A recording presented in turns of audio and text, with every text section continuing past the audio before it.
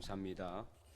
우리를 위해서 십자가의 길을 걸어가신 예수 그리스도께서 오늘도 우리와 함께 계심을 믿으며 그 하나님의 나라와 뜻을 구하는 하나님의 귀한 백성들이 다 될 수 있기를 주님의 이름으로 간절히 축원드립니다.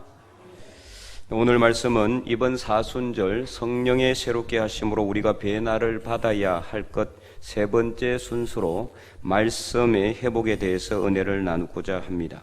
올해 우리 교회의 중점 사역도 말씀의 능력을 경험하는 것임을 우리는 잘 알고 있습니다.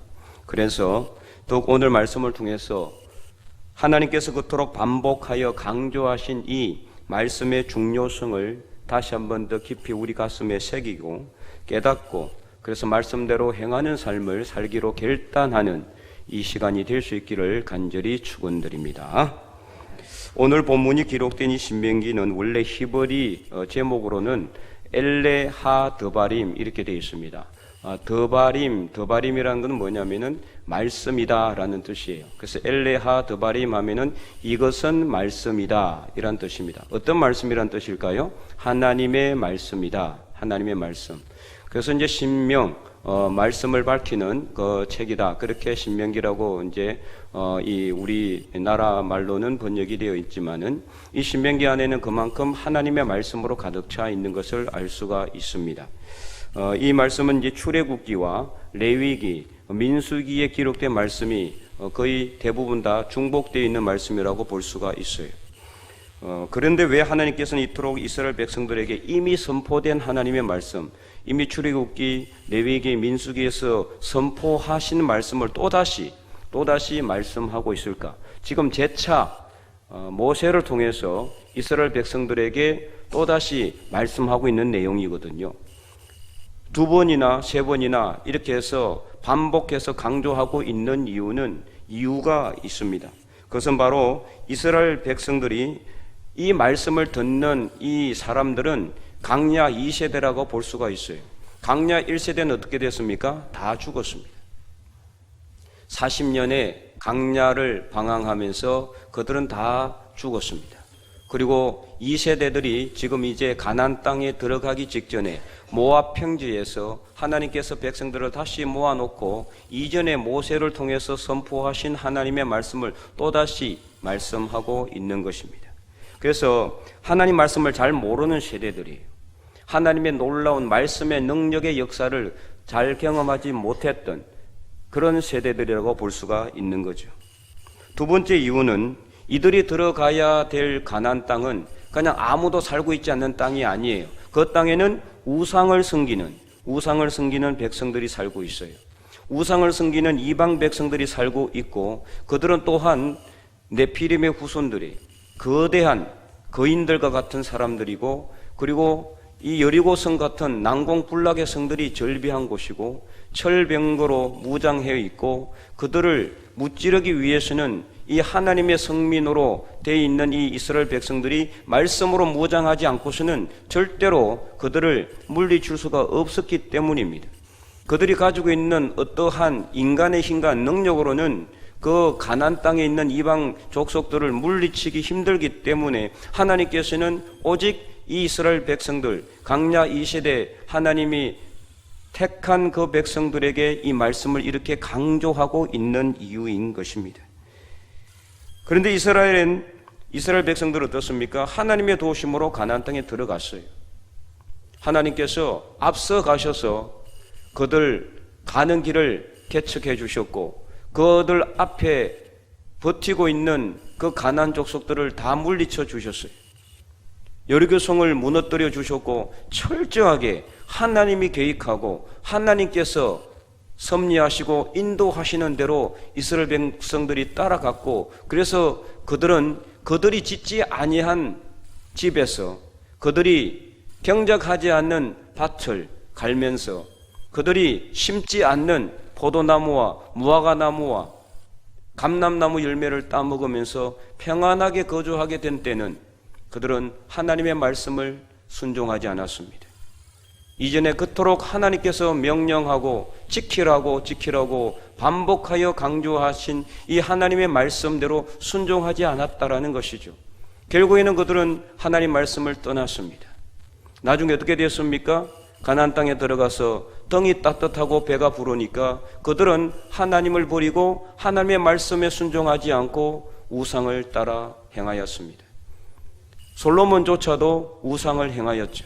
결국에는 솔로몬의 아들 르호보암 때에 나라는 분열되고 맙니다. 그들의 죄와 악 때문에 하나님의 말씀에 순종하지 않는 죄로 인해서 그 나라가 두루 갈라져서 북이스라엘은 아수르에게 멸망을 당하였고 남유다는 바벨론에게 처참하게 멸망을 당하고 하나님께서 지명하여 세우신 택하여 세운 그 아름다운 예루살렘 솔로몬 성전도 철저하게 무너지고 불타고 말았습니다. 그러면 도대체 이 말씀이 어떻길래 얼마나 지키기 어렵기에 이스라엘 백성들은 하나님 말씀에 순종하지 못했을까요? 여러분은 어떻습니까? 말씀이 어렵습니까? 지키기 힘듭니까? 특별한 지혜나 지식이나 남 모르는 능력이 있어야지 이 말씀을 지킬 수가 있는 것입니까? 능력이 있어야지, 돈이 있어야지, 물질이 있어야지, 힘이 있어야지 이 말씀을 지킬 수가 있는 것입니까? 아니면 권력이나 지위나 높은 명예가 있어야지 이 말씀을 지킬 수가 있는 것입니까? 절대 그렇지 않습니다. 하나님의 말씀은 우리 힘과 능력으로 지키는 것이 아닙니다. 하나님의 말씀은 뭔가 있어야 지키는 것이 아닙니다. 하나님의 말씀은 누구나 지킬 수가 있는 것입니다. 그래서 오늘 본문 11절은 이렇게 말씀하고 있습니다. 내가 오늘 내게 명령한 이 명령은 내게 어려운 것도 아니요 먼 것도 아니라. 어려운 것이 아니라고 분명히 말씀하고 있어요. 멀리 있는 것도 아니라고 말씀하고 있습니다. 그러면 어디에 있습니까? 이 말씀이 저 하늘에 있는 것도 아니고 바다 밖에 있는 것도 아니라고 말씀하고 있어요.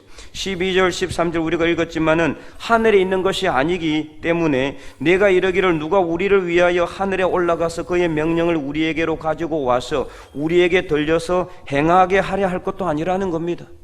하늘 위에 있는 것도 아니고 그 다음에 또 13절에 이것이 바다 밖에 있는 것이 아니니 바다 저 멀리 있는 것도 아니라는 거예요. 그래서 바다 밖으로 누가 배를 타고 가서 그 말씀을 들고 와가지고 그 말씀을 들려서 행하라 할 것도 아니라는 겁니다.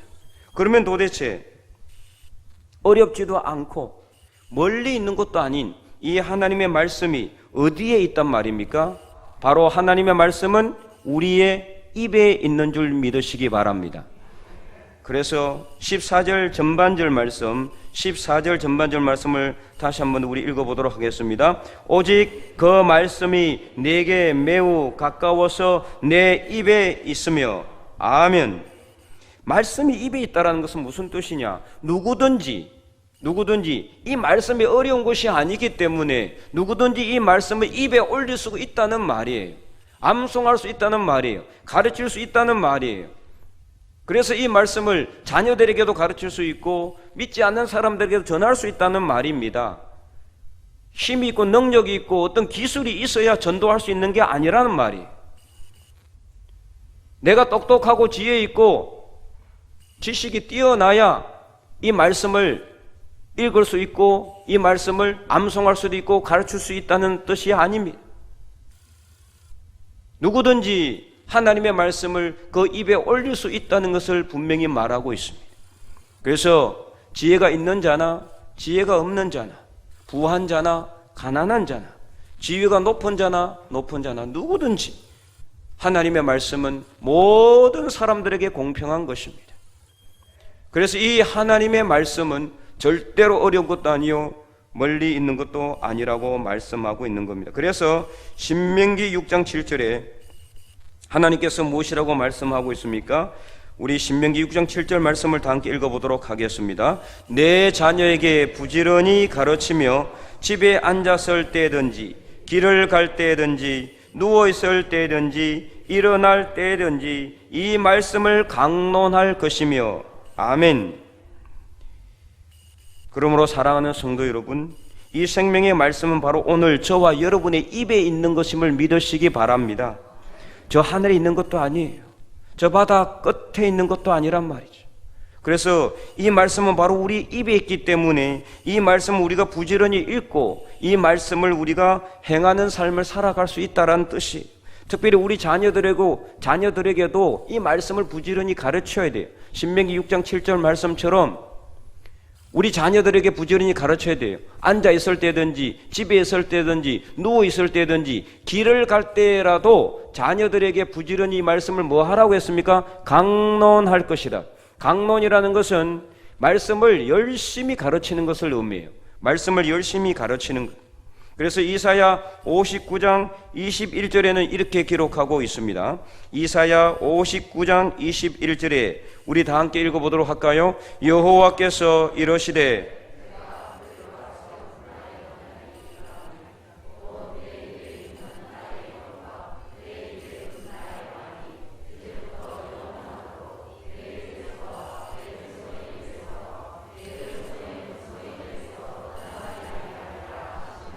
여호와의 말씀이니라. 아멘. 하나님의 말씀이 영원토록 우리의 입에서 떠나지 않게 할 뿐만 아니라 우리 자녀들에게서 그리고 그 자녀의 자녀들에게서 모든 후손들의 입에서 떠나지 않도록 해야 된다는 말씀이에요. 그럴 때 하나님께서는 우리와 함께 하시고 형통하게 하시겠다라는 말씀입니다. 그래서 여호수아 1장에는 이렇게 기록하고 있어요. 여호수아 1장에 보면 하나님께서 모세가 죽고 난 후에 그 모세의 뒤를 이은 여호수아에게 무엇이라고 말씀했느냐? 여호수아 1장 8절 전반절 말씀만 읽어보도록 하겠습니다. 이 율법책을 내 입에서 떠나지 말게 하며. 아멘. 지금 이 이스라엘 백성들은 지금 이 여호수아는요 어떤 임무를 부여받았습니까? 가나안 땅을 정복해야 되는 임무를 부여받았어요. 가나안 땅에 들어가면은 그냥 들어갈 수 있습니까? 아까 말한 것처럼 네피림의 후손들이 거대한 기골이 장대한 그 사람들이 딱 버티고 서 있어요. 철병거를 가지고 더 버티고 서 있어요. 여리고성 같은 난공불락의 성이 있어요. 그 성에 들어가서 그냥 들어갈 것이 아니라 그 사람들을 무찔러야 돼. 이겨내야 되는 겁니다. 이러한 여호수아에게 하나님께서 하신 말씀, 첫 번째 말씀이 이 말씀이에요. 여호와의 말씀, 여호와의 입에서, 너희들의 입에서 하나님의 말씀이 절대로 떠나지 말도록 하라는 겁니다. 그래서 하나님께서 여호수아에게 당부한 말씀이 너는 정치를 잘 해라, 재판도 잘 해라, 경제를 잘 살려서 백성들을 등 따뜻하고 배 부르게 하라, 이렇게 말씀하지 않았어요. 물론 이것이 중요하지 않는 것은 아니지만 이보다 더 중요한 것이 무엇이냐? 여호와의 율법을 내 입에서 떠나지 말도록, 여호와의 율법책이 내 입에서 떠나지 말도록 하라고 명령하고 있는 것입니다. 지금 우리 장로님께서도 기도했지만 제20대 대통령으로 당선된 이 윤석열 대통령 당선인이 어렸을 때 유치원과 초등학교를 기독교 기관과 교회에서 운영하는 곳을 다녔어요. 그래서 그의 어렸을 적에 처음 꿈이 뭐였느냐? 목사였다라고 합니다. 물론 그때 그가 소명을 받아서 목사가 되고자 하는 것은 아니었겠죠. 하지만 어쨌든 비록 지금 그는 교회를 다니고 있지는 않지만 다시 하나님께로 돌아오기를 원하고, 그래서 그의 마음이 하나님께로 돌아올 뿐만 아니라 하나님의 정의와 공의를 세워나가는 이 나라가 되게 하기를 원하고, 하나님의 말씀에 진리에 입각한 나라를 하나님의 말씀의 반석 위에 굳건하게 세우기를 간절히 소망합니다. 이를 위해서 우리는 기도해 주어야 합니다. 나라와 민족을 위해서 기도하되 대통령이 하나님을 두려워하고 백성들을 위한 정치를 할 수 있도록 하나님의 창조의 질서를 위배하지 않는 그런 말씀의 진리에 입각한 정치를 할 수 있도록 기도해 주어야 하는 겁니다. 바로 그것이 우리의 임무요, 우리의 의무요, 우리의 책임입니다. 시편 기자도 시편 119편 43절에서 이렇게 노래하고 있습니다. 우리 다 함께 43절 말씀 읽어보도록 하겠습니다. 진리의 말씀이 내 입에서 조금도 떠나지 말게 하소서. 내가 주의 규례를 바랐음이니이다. 아멘. 진리의 말씀이 내 입에서 조금도 떠나지 말도록 해달라고 그렇게 강구하고 있는 거예요. 하나님의 말씀이 내 입에서 떠나지 말아야 내 입에서 나오는 말이 세상의 말이 아니라 욕심의 말이 아니라 하나님의 말이, 하나님의 말씀이 되게 해달라는 것입니다. 그러므로 사랑하는 성도 여러분, 여러분의 입에서 나오는 말이 생명의 말씀이 될 수 있기를 바랍니다. 그래서 우리가 입만 열면은 저주나 질투나 정오나 미워하는 말이 나오는 것이 아니라, 남을 비판하는 말이 나오는 것이 아니라 사랑의 마음, 그래서 생명을 살리는 마음, 그래서 소중하는 마음, 위로를 주는 마음, 소망을 주는 그런 말이 나오기를 간절히 소망합니다.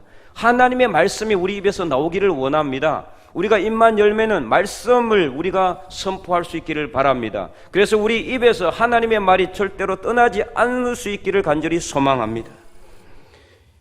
그래서 산불로 인해서 새까맣게 타버린 이 울진 땅에 새로운 생명의 움이 돋아나고 죽어가는 땅이 다시 살아날 수 있기를 간절히 소망합니다. 뿐만 아니라 이 말씀이 우리 입에서 절대로 끊어지지 않을 뿐만 아니라, 아까도 말씀을 했지만 이사야 59장 21절 말씀처럼 우리 입에서, 우리 자녀들의 입으로, 우리 자녀들의 입에서, 그 자녀의 입으로, 모든 후손들의 입으로 전해져서 하나님의 말씀이 우리 가정에서 절대로 떠나지 않는 믿음의 맹문 가정들이 다 될 수 있기를 간절히 소망합니다. 그래서 우리 가슴 속에도 새로운 생명의 움이 움트고 능력의 역사, 말씀의 능력의 역사가 우리 삶 속에서 강력하게 역사할 수 있기를 주님의 이름으로 간절히 축원드립니다. 두 번째는요, 이 말씀이 어디에 있다고 말씀하고 있습니까? 말씀은 바로 우리 마음에 있습니다. 계속해서 14절 말씀을 우리 다시 한 번 더 읽어보도록 하겠습니다. 14절 말씀입니다. 오직 그 말씀이 내게 매우 가까워서 내 입에 있으며 내 마음에 있은즉 내가 이를 행할 수 있느니라. 아멘. 자, 여기서 마음에 있다라는 것은 무슨 뜻이냐? 이 마음에 있다는 것은 이 말씀을 우리가 입에서 떠나지 말게 함으로 이 말씀이 우리의 마음에 새겨져서 마음으로 우리 말씀을 묵상하는 것을 의미하는 겁니다. 그래서 우리 말씀이 마음에 있다는 것은 늘 내 마음속에 하나님의 말씀을 새기는 거예요. 새긴다라는 것 자체가 바로 묵상하는 것을 의미하는 겁니다. 제가 오후 예배 때에 렉시오 디비나라고 하는 이 성경 묵상 방법에 대해서 강론을 하고 있어요. 거룩한 독서라는 뜻입니다. 거룩한 독서라는 뜻의 이 렉시오 디비나의 의미는 뭐냐? 우리가 말씀을 읽을 때 그냥 읽는 것이 아니라 말씀을 읽고 그 말씀을 읽은 것을 잘 묵상해서 우리 마음에 새겨서, 그래서 우리 마음으로 하나님의 말씀을 하루 종일 묵상하는 거예요. 그리고 그 말씀을 묵상하면서 말씀으로 기도하고, 기도한 말씀 안에서 하나님을 만나고, 하나님을 만난 그 기쁨을 세상 다른 사람들에게 전하고, 그래서 하나님의 말씀대로 행하는 삶을 살게 하도록 하는 것입니다.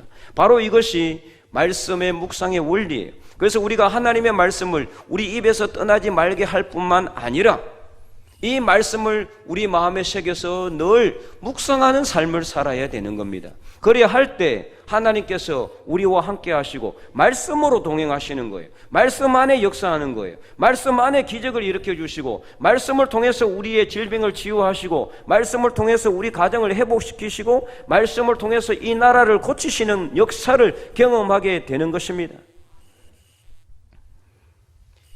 그래서 이 말씀이 우리 안에 있다라는 것은, 마음에 있다라는 것은, 소가 여물을 먹고, 여러분 어렸을 때 시골에서 소를 키울 때 어떻습니까? 물론 소를 안 키워본 사람도 있겠지만은 소 보면은 어떻습니까? 여물을 먹고 하루 종일 앉아서 대책임질을 해요.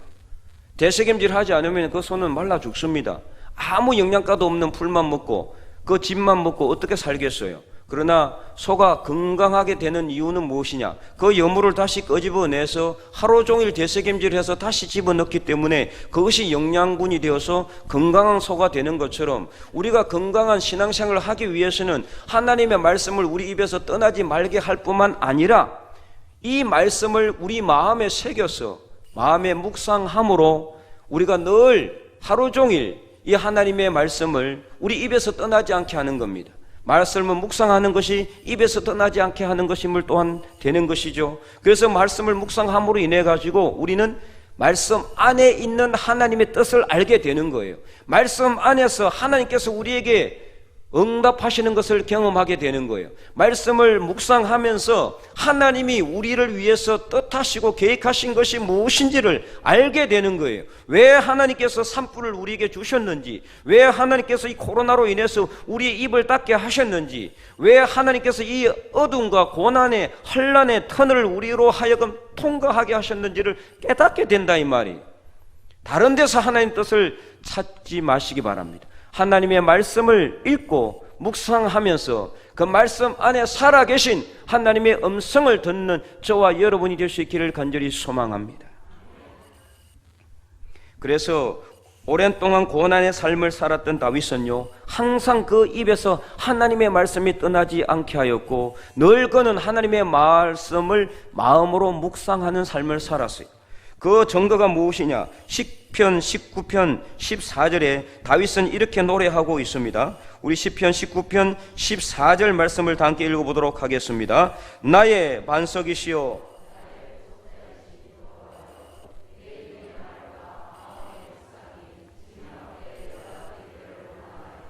아멘.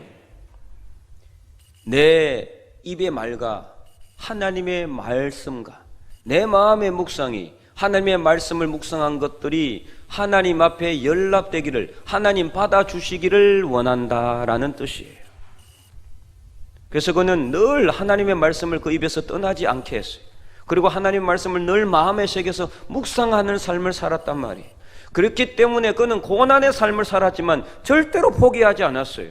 왜요? 하나님의 말씀을 통해서 하나님이 나와 항상 함께 하신다는 것을 그는 깨달았기 때문입니다. 그래서 시편 23편은 그는 무엇이라고 했습니까? 그가 사망의 엄침한 골짜기로 다닐지라도 해를 두려워하지 않는다 그랬어요. 왜요?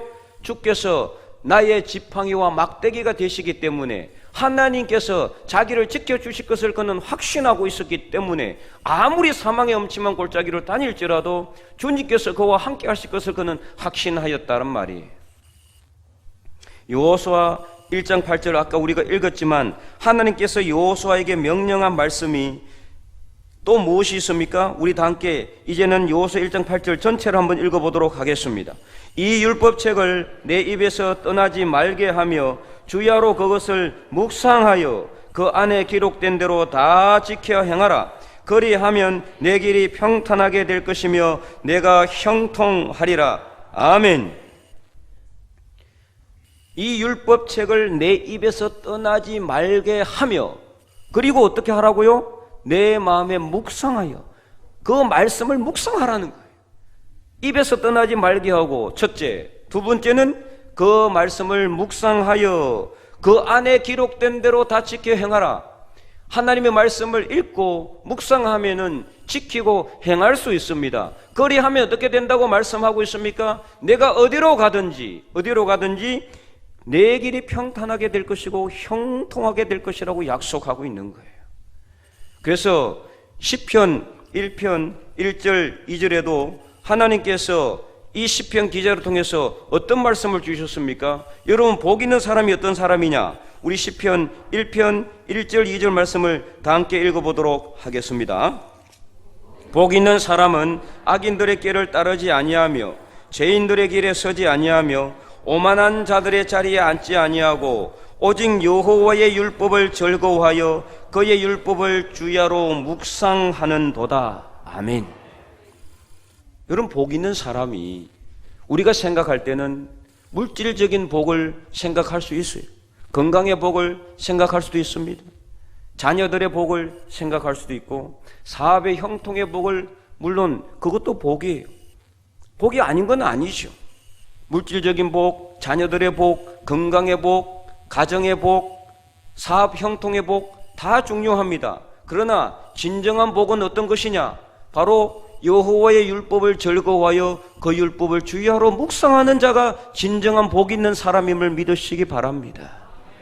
그래서 복 있는 사람은 악인들의 길을 따르지 않고 죄인들의 길에 서지 않고 오만한 자들의 자리에 앉지 아니할 뿐만 아니라 오직 그 율법을 즐거워하여 주야로 그 율법을 묵상하는 사람이에요. 그렇게 할 때 어떻게 된다고 합니까? 우리가 읽지 않았지만 시편 1편 3절에 보면은 그는 시냇가에 심은 나무가 철을 따라 열매를 맺고 그 잎사귀가 마르지 아니한 같이 그가 하는 모든 일이 형통할 것이라고 분명히 약속하고 있는 것입니다. 그러므로 여호수아 1장 8절 말씀이나 우리 시편 1편 말씀이나 똑같은 말이에요. 핵심은 하나입니다. 하나님의 말씀을 우리 입에서 떠나지 말게 하고 이 하나님의 말씀을 우리 마음에 새겨서 하루 종일 그 말씀을 묵상할 때 우리가 가는 모든 길이 형통하게 된다는 것을 분명히 믿으시기 바랍니다. 바로 그 사람이 진정한 복 있는 사람임을 또한 깨닫기를 간절히 소망합니다. 이처럼 오늘 이 말씀은 우리의 입에 있으며 우리의 마음에 있어요. 멀리 있는 것이 아니에요. 하늘에 있는 것도 아닙니다. 바다 밖에 있는 것도 아니에요. 바로 우리의 입에 있고 우리의 마음에 있기 때문에 얼마든지 우리가 이 말씀대로 행할 수 있습니다. 어려운 것이 아닙니다. 어려운 수학 문제 푸는 것도 아닙니다. 물리학 법칙을 풀어내는 것도 아닙니다. 돈이 있어야 푸는 것도 아니고 권력이 있어야지 행할 수 있는 것도 아니에요. 누구든지 하나님의 말씀을 읽을 수만 있으면은 이 말씀대로 행할 수 있는 겁니다. 중요한 것은 무엇이냐? 첫 번째는 이 말씀을 우리 입에서 떠나지 않도록 해야 돼요. 그래서 우리 입에서 늘 말씀이 나와야 돼요. 말씀을 매일 읽어야 내 입에서 나올 수 있을 것 아니겠습니까? 틈만 나면은 다른 거 하지 마시고 틈만 나면 말씀을 읽으세요. 틈만 나면 말씀을 쓰시고 틈만 나면은 하나님의 말씀을 묵상하시기 바랍니다. 그래서 우리가 가는 이 길에서 우리가 악인들의 길을 따르지 않고 죄인들의 길에 서지 않고 오만한 자들의 자리에도 앉지 아니할 수 있는 비결이 무엇이냐? 바로 하나님의 말씀을 즐거워하여서 그 율법을 주야로 묵상할 때 그는 시냇가에 심은 나무가 어떻습니까? 가뭄이 와도 절대 마르지 않아요. 그래서 철을 따라 열매를 맺는 거예요. 그래서 그 잎사귀가 파릇파릇하고 윤기가 자르르 흐르는 것처럼 그가 하는 모든 일이 형통하게 된다라는 말씀이에요. 성경 말씀을 읽어보면은 처음부터 끝까지 똑같은 말씀이에요. 어려운 게 하나도 없어요. 너무나 쉬워요. 그래서 우리가 행할 수 있다라고 분명히 말씀하고 있는 것입니다. 근데 지금 사순절에 우리에게는 이 말씀이 너무나 분명하게 우리 곁에 있음을 알 수가 있어요. 그 증거가 있습니다. 그 증거가 무엇입니까? 바로 예수 그리스도이십니다. 예수 그리스도가 바로 우리와 함께 계신다. 말씀이 우리와 함께 있다. 말씀이 우리 가까이 있다는 가장 큰 증거요. 확실한 증거입니다. 왜냐하면 하나님은 창세기 3장 15절 말씀부터 시작해서 구약 전체의 말씀을 통해서 이사야 선지자를 통해서 스가랴 선지자를 통해서 미가 선지자를 통해서 시편 기자들을 통해서 다윗을 통해서 수많은 하나님의 선지자들과 백성들을 통해서 메시아를 이 땅에 보내주실 것을 약속하셨는데 그것을 말씀으로 약속하셨단 말이에요. 그래서 그 말씀이 때가 되어 육신이 되어 이 땅에 오신 분이 있는데 그분이 누굽니까? 바로 예수 그리스도이십니다. 그 증거가 어디 있습니까? 요한복음 1장 1절. 요한복음 1장 1절. 태초에 말씀이 계시니라. 이 말씀이 하나님과 함께 계셨으니 이 말씀은 곧 하나님이시라. 그래서 이 말씀이 육신이 되어 오셨는데 1장 14절 말씀 우리 다 함께 읽어보도록 하겠습니다. 말씀이 육신이 되어 우리 가운데 거하심에 우리가 그의 영광을 보니 아버지의 독생자의 영광이요 은혜와 진리가 충만하더라. 아멘. 말씀이 육신이 되어 이 땅에 오신 분이 바로 예수 그리스도입니다. 그런데 예수님께서는 우리를 위해서 이 땅에 오셨고 우리 죄를, 우리 허물을, 우리의 연약함을, 우리의 부족함을 다 지시고 십자가에 못 박혀 돌아가셨지만 3일 만에 부활하셔서 지금 우리와 함께 계심으로 우리에게는 뭐가 있습니까? 바로 예수 그리스도, 말씀이 육신이 된 예수 그리스도가 우리에게 있는 거예요. 그래서 말씀이 우리 가장 가까이 있는 줄 믿으시기 바랍니다. 이처럼 오늘 우리에게 이 말씀이 살아있음을 생생하게 보여주는 것이 바로 예수 그리스도이십니다. 예수님께서 죽음의 권세를 깨시고 부활하셔서 우리와 함께 계신 것처럼 오늘 우리 입에도 우리 마음에도 하나님의 말씀이 살아 역사하고 있는 것입니다. 그러므로 그 말씀만 의지하면은 우리 삶 속에 어떠한 어려움도 이겨나갈 수 있는 힘과 능력이 생긴다 이 말입니다. 말씀만 의지하면은 어떠한 고난도 이길 수 있는 능력이 우리에게 있는 줄로 믿으시기 바랍니다. 그러므로 사랑하는 성도 여러분, 바로 이 말씀 자체이신 그리스도와 동행하는 삶을 살 수 있기를 간절히 소망합니다. 그래서 말씀이 우리 삶 속에서 회복되는 놀라운 역사가 다시 일어날 수 있기를 바랍니다. 예수님도 마태복음 7장 21절에서요 뭐라고 말씀했어요? 나더러 주여 주여 하는 자마다 다 천국에 들어갈 것이 아니라 아버지의 뜻대로 행하는 자라야 천국에 들어갈 수 있다고 그랬어요. 그러면 아버지의 뜻이 무엇입니까? 하나님의 뜻이 무엇입니까? 아버지의 뜻은 하나님의 뜻을 의미하는데, 그럼 도대체 아버지의 뜻, 곧 하나님의 뜻은 무엇입니까? 마태복음 7장 24절에서 27절 말씀, 우리 한 절씩 저와 여러분이 교독해 보도록 하겠습니다. 그러므로 누구든지 나의 이 말을 듣고 교독합니다. 행하는 자는 그 집을 반석 위에 지은 지혜로운 사람 같으리니